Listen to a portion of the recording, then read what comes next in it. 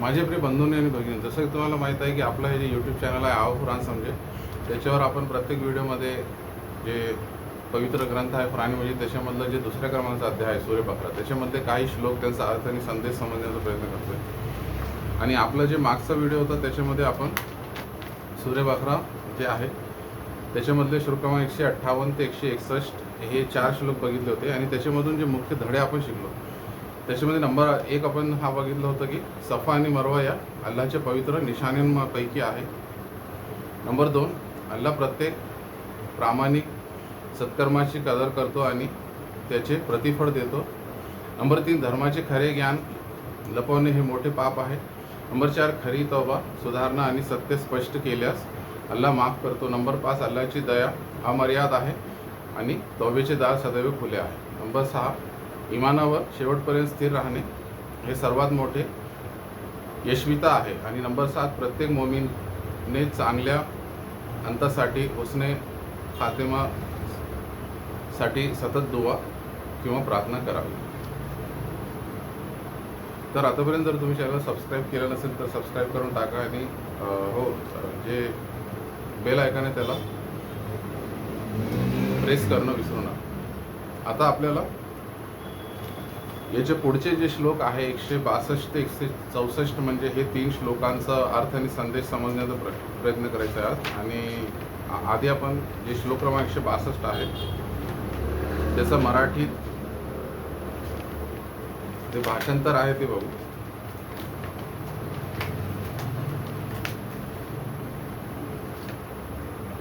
ते त्या अवस्थेत सदैव राहतील, त्यांच्या शिक्षेत कोणतीही कमी केली जाणार नाही आणि त्यांना कोणतीही मुदत किंवा सवलत दिली जाणार नाही. आता या श्लोकाचं स्पष्टीकरण, हा श्लोक त्या लोकांच्या परिणामाचे वर्णन करते जे सत्य समजल्यानंतरही अविश्वासावर ठाम राहतात आणि तौबा न करता त्याच अवस्थेत मृत्यू पावतात. आता मुख्य धडे या श्लोकातून आपण शिकतो. आखेरीतील शिक्षा ही सत्य आहे. नंबर 2, जे लोक इमान स्वीकारल्याशिवाय मृत्यू पावतात त्यांच्या शिक्षेत कोणतीही सूट मिळणार नाही. नंबर 3, अल्लाह पूर्ण न्याय करणारा आहे आणि तो कोणावरही अन्याय करत नाही. हा श्लोक आपल्याला शेवटपर्यंत इमानावर स्थिर राहण्याची शिकवण देतो. आता या श्लोकाशी निगडीत जे हदीस आहे, प्रेषित मोहम्मद म्हणाले, जन्नतमध्ये किंवा स्वर्गात सदैव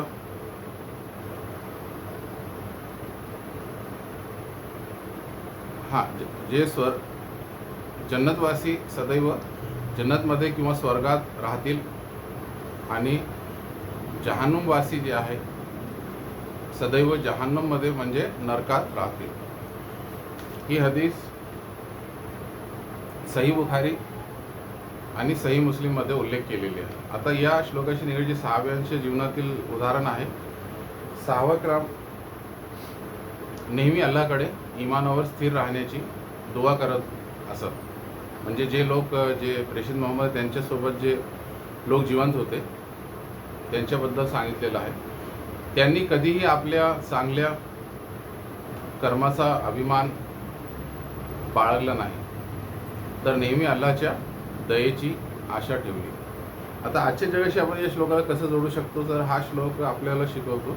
नंबर 1, इमानाचे रक्षण करणे ही सर्वात मोठी जबाबदारी आहे. नंबर 2, मृत्यूपूर्वी नेहमी तौबा करत राहावे. आणि नंबर 3, प्रत्येक दिवस अल्लाहच्या आज्ञांचे पालन करत जगावं. आता यानंतर आता पुढचा जे श्लोक आहे श्लोक क्रमांक 163, त्याचा मराठीत अर्थ असा होतो, तुमच्या पालन करता एकच पालन करता आहे, त्याच्याशिवाय उपासनेस पात्र कोणीही नाही. तो अत्यंत दयाळू आणि अतिशय दयाळू आहे. आता या श्लोकाचे स्पष्टीकरण, हा श्लोक इस्लामच्या सर्वात मूलभूत श्रद्धेचे वर्णन करतो, म्हणजे तौहीद म्हणजे अल्लाहचे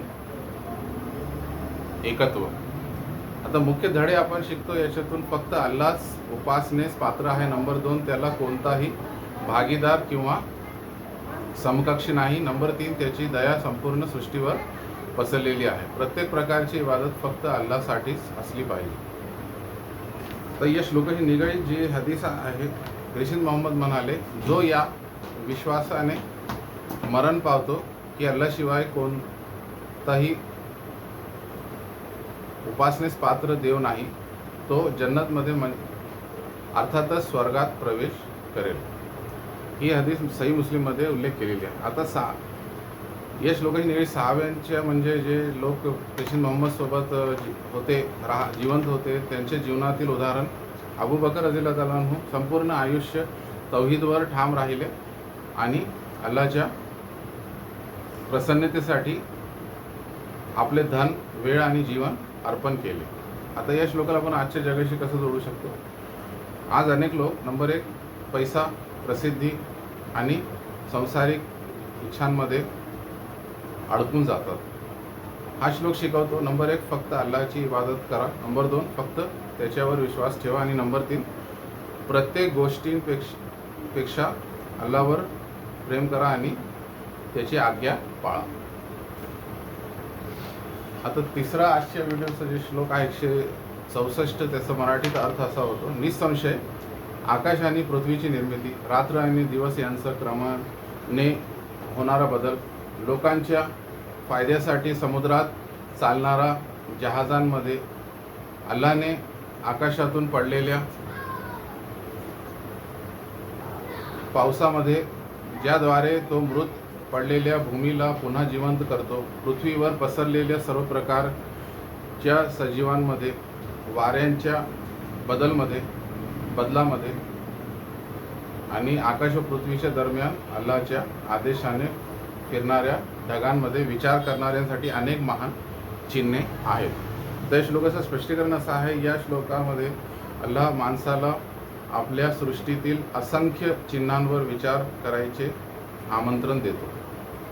अल्लाहच्या महान चिन्हांमध्ये नंबर 1 आकाश आणि पृथ्वीची निर्मिती, नंबर 2 रात्र आणि दिवस यांचा नियमित बदल, नंबर 3 समुद्रात चालणारी जहाजे, नंबर 4 पाऊस जो कोरड्या जमिनीला पुन्हा जिवंत करतो, नंबर 5 पृथ्वीवरील सर्व प्रकारचे प्राणी, नंबर 6 वाऱ्यांची दिशा आणि गती, आणि नंबर 7 अल्लाहच्या आदेशाने फिरणारे ढग. हे सर्व अल्लाहची शक्ती, शहाणपणा आणि दया दर्शवतात. आता या श्लोकाशी निगडीत जे हदीस आहे, प्रेषित मोहम्मद म्हणाले, आपल्या सहकाऱ्यांना अल्लाहच्या सृष्टीवर विचार करण्यास प्रोत्साहित करत असत,